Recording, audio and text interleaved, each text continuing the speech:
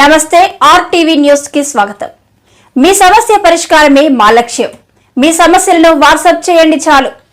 9492726238. మా వార్తలు మీకు నచ్చినట్లయితే లైక్ చేయండి, షేర్ చేయండి, సబ్స్క్రైబ్ చేయడం మాత్రం మర్చిపోకండి.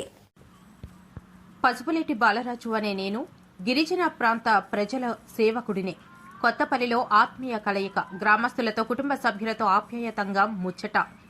గిరిజన ప్రాంతం అభివృద్ది చెందాలంటే అందరూ సమిష్టిగా కృషి చేసినప్పుడే సాధ్యమవుతుందని వైఎస్ఆర్సీపీ నాయకులు మాజీ మంత్రి పసుపులేటి బాలరాజు అన్నారు. శుక్రవారం మండలంలో అంతడ పంచాయతీ కొత్తపల్లిలో మాజీ సర్పంచ్ సుర్ల చంద్రరావు అధ్యక్షతన ఆత్మీయ కలయిక సమావేశం నిర్వహించారు. ఈ కార్యక్రమానికి ముఖ్య అతిథిగా విచ్చేసిన పసుపులేటి బాలరాజు మాట్లాడుతూ మన్యంలో తనను ఇంతగా అభిమానించే ప్రతి ఒక్కరికి రుణపడి ఉంటానని అన్నారు. తాను ఈ స్థాయికి రావడానికి రాజకీయాలకు, వర్గాలకు అతీతంగా అనేక మంది కృషి చేశారని గుర్తు చేశారు. తాను 2 సార్లు ఎమ్మెల్యేగా, మంత్రిగా పనిచేసిన సమయంలో తాను తిరగని ప్రాంతం, అభివృద్ది చేయని ప్రదేశాలు లేవని అన్నారు. ఇప్పటికీ తమ హయాంలో నిర్మించిన భవనాలు, మంచినీటి సౌకర్యం, రహదారుల గురించి చెబుతుంటే ఎంతో ఆనందంగా ఉందన్నారు. మన్యంలో కూటమి ప్రభుత్వం నిర్మిస్తున్న రహదారులు ప్రయాణికులు సౌకర్యార్థం నిర్మించాలని, ఆ రహదారుల్లో అంబులెన్స్, ఆర్టీసీ బస్సులు తిరిగే విధంగా నాణ్యతగా ఏర్పాటు చేయాలన్నారు. తాను వైఎస్ఆర్సీపీ నాయకుడిగానే కాకుండా గిరిజన ప్రాంత వ్యక్తిగా నిత్యం ప్రజా సమస్యలపై గళమెత్తుతానని అన్నారు. ముందుగా బంగారంపేట, తాటిమనిపాలెం, కొత్తపల్లిలో మహిళలు సాదర స్వాగతంతో పువ్వులు చల్లుతూ నీరాజనాలు పలికారు. ఈ కార్యక్రమంలో మాజీ సర్పంచ్లు రేగటి ముసలినాయుడు, జుర్రా రాంబాబు, కొయ్యూరు సొసైటీ డైరెక్టర్ రీమల చంద్రరావుతో పాటు మాజీ ఎంపీటీసీలు, ఆయన అభిమానులు, వైఎస్ఆర్సీపీ కార్యకర్తలు, కొత్తపల్లి గ్రామస్తులు పాల్గొన్నారు. భద్రాచలం ఈ ప్రాంతంలో మిర్చి, అలాగే పత్తి పండుద్ది, ఆ పరిశ్రమలు రావాలి. ఈ శ్రీకాకుళం, కొయ్యూరు ప్రాంతాల్లో జీడిపిక్కలు ఎక్కువ వస్తాయి. ఈ జీడిపిక్కల పరిశ్రమలు రావాలి. పాడేరు, చింతపల్లి ఇలా ఆ ప్రాంతాల్లో కాఫీ, మిరియాలు వస్తాయి. అంటే పూర్వం మొక్కజొన్న, పసుపు వల్ల ఉండేవి. ఇట్లా ఆ ప్రాంతంలో వాటికి సంబంధించిన పరిశ్రమలు రావాలి. చింతపండు వచ్చేది, వాటికి సంబంధించినవి కూడా రావాలి. ఇట్లాగా పిక్క తీయడం, దాన్ని డీసీడింగ్ చేయడం, దాని అంతా కూడా పరిశ్రమలు, స్థానికంగా ఉండే పరిశ్రమలు వస్తాయి. 10 మందికి ఉపాధి దొరుకుతుంది, ఆ 10 మంది కుటుంబాలు బాగుపడతాయి అని ఆలోచన చేసి ఈ రకంగా కొన్ని ప్రతిపాదనలు పెట్టి ఈ రకంగా చేయడం జరిగింది. దురదృష్టం కొద్దీ అవన్నీ కూడా తెరమరుగైపోయాయి. ఇవన్నీ మాట్లాడుకోవడం జరిగింది. ముందు సమిష్టిగా మనమందరం కూడా విద్యావంతులు, యువకులు, ఎవరెవరైతే ఆ గ్రామాలు బాగుండాలి, మేము బాగుండాలి, మమ్మల్ని కష్టపడి చదివించిన తల్లిదండ్రులు బాగుండాలి అని అనుకునేవారు. స్వయం ఉపాధి కోసం కానీ ఉద్యోగ అవకాశం వస్తే మంచిదే. ఉద్యోగం చేయాలనేది ఒక ప్రధానమైనటువంటి లక్ష్యం అయిపోయింది మేనేజర్ గారు అందరికీ. కానీ దాంట్లో కూడా మనలో మనకు పూర్వం రిజర్వేషన్స్ ఉండి అప్పుడు బ్యాక్లాగ్ వేకెన్సీస్ ఉండేవి. చదువుకున్నటువంటి అర్హత కలిగినటువంటి అభ్యర్థులు దొరికేవారు కాదు, బ్యాక్లాగ్ ఉండిపోయేవి, ఉద్యోగాలు మిగిలిపోయేవి. కానీ ఇప్పుడు ఉద్యోగాలు తక్కువైపోయి చదువుకున్నటువంటి నిరుద్యోగులు ఎక్కువైపోయారు. దీంట్లో కూడా పోటీ పెరిగిపోయింది. ఆఖరికి మనకు social welfare, tribal welfare, BC welfare, హాస్టల్స్లో, మంచి స్కూల్స్లో, కాలేజీలో సీట్లు దొరకడానికి కూడా మంచి మెరిట్ ఉంటే తప్పితే కానీ సీట్లు దొరికే పరిస్థితి. పవిత్రమైనటువంటి స్థలం ఇది.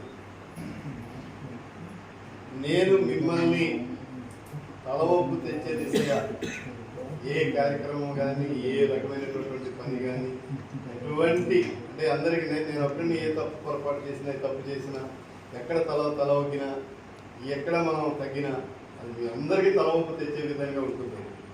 మన ప్రాంతానికి, మన నియోజకవర్గానికి, ఒక గిరిజన జాతికి తలవంపు తెచ్చే విధంగా ఉంటుంది. అవకాశాలు వచ్చి రావచ్చు, రాకపోవచ్చు. ఆ అవకాశాల కోసం ఉతుకులాడకుండా అవకాశాలు వస్తే మంచి జరుగుతుంది. లేదనుకున్నా కూడా అవకాశాలు ఉన్నా లేకపోయినా మనందరి కోసం, మన ప్రాంత అభివృద్ధి కోసం, మన అవసరాలు తీరే విధంగా నా గొంతు, నా వాయిస్, నా మాట అయితే మాత్రం తప్పకుండా ఇది బయటే ఉంటుందనే మాట మాత్రం. ఇంకా ఇంతకాలం చాలామంది నన్ను ఆప్యాయంగా చూసేవాళ్ళు అంటుంటారు, ఏమంటే నీకు సైలెంట్ అయిపోయారు, మీరేం మాట ఎక్కడ. కొంత టైం ఇవ్వాలి అందరికీ.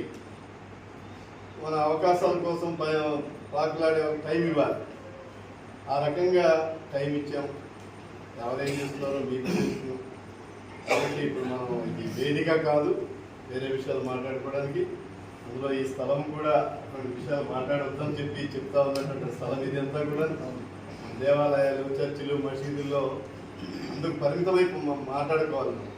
కాబట్టి మనం వేరే విషయాలు మాట్లాడకుండా తప్పకుండా ప్రజలు ఏం ఆశిస్తున్నారో ఆ ఆశల్ని నెరవేర్చే దిశగా నా ప్రయత్నం ఎప్పుడు ఉండదని మాట మాత్రం ఖచ్చితంగా ఈ పవిత్రమైనటువంటి స్థలంలో మీ అందరికీ మాటిస్తున్నాను, మీ ద్వారా అందరికీ మాటిస్తున్నాను అనే విషయం మాత్రం ఖచ్చితంగా చెప్తున్నాను. అందరూ తిడుతున్నారు.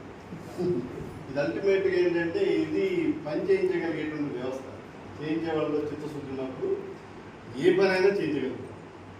అందరూ నిందలేసేది అందులో చెట్టు కాయలున్న చెట్టుకి రాళ్ళేస్తారన్నట్టుగా అందరికీ అన్ని వర్గాలకి అన్ని వ్యవస్థలకి ఈ లెజిస్లేచర్ వ్యవస్థ అనేటటువంటిది రాజకీయ వ్యవస్థ చాలా ముఖ్యమైనది. అని అందరూ దాన్నే నిందిస్తుంటారు, దాని మీద అపవాదు చేస్తుంటారు, అన్నీ చేస్తుంటారు. అన్ని భరించే వ్యవస్థ ఉంటుంది రాజకీయ వ్యవస్థ. కాబట్టి ఇది ఎన్నుకోవడం జరిగింది. అవకాశాలు వచ్చాయి. ఏ ఊరు వెళ్ళినా నేను నా దీంట్లో మొదటిసారి ఎమ్మెల్యే అయినప్పుడు కొన్ని ఉండిపోయాయి. కానీ అది కూడా తర్వాత అవకాశం వచ్చినప్పుడు మఠం భీమవరం తీర్పాలని పంచాయతీ హెడ్ క్వార్టర్స్ వెళ్ళలేకపోయిన బాగుండేది.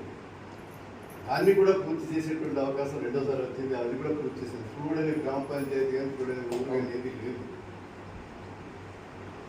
చాలామంది ఇప్పుడు అంతా యంగ్స్టర్స్ వస్తున్నారు, కొత్త తరం వస్తుంది, యువత వస్తుంది. మనం ఏదో చెప్పుకోవడం కోసం కాదు, కానీ మనకి బోల్డెన్ అవకాశాలు ఉన్నాయి ఇక్కడ. ఈ అవకాశాలని మనం పని చేయగలిగాలి. ఉద్యోగం వస్తే ఒక దగ్గర పని చేస్తాం. మనం ఉపాధి చూసుకుంటే 10 మందికి అవకాశాలు, ఉద్యోగాలు ఇచ్చేటటువంటి అవకాశాలు ఉంటాయి. నేను మొదటి నుండి చెప్తాను. నా ఏజెన్సీ ప్రాంతాలలో ఇక్కడంటే కుదరదు, కానీ బేసిక్గా మనం ఏంటంటే వ్యవసాయ ఆధారమైనటువంటి ప్రాంతాలు ఇవన్నీ. నేను అనేక మందికి ఇచ్చాను, నాయకులు అనేవాడి వారికి అనేక మందికి ఇన్విటేషన్ ఇచ్చాను, కానీ రాకపోవచ్చు. కానీ ప్రత్యేకించి గుర్తుంచుకొని, అయ్యా నేను రాలేకపోతున్నానయ్యా ఏమనుకోకండి, ఏదో ఒక రోజు మీ ఇంటికి వచ్చి తాగేసి వెళ్తాను అని చెప్పి 2 నెలలు అయినప్పుడు మర్చిపోకుండా మళ్ళీ ఈరోజు రావడం జరిగింది. నిజంగా సార్ గారికైతే ఆ విషయంలో నేను సంతోషిస్తాను. ఇంకా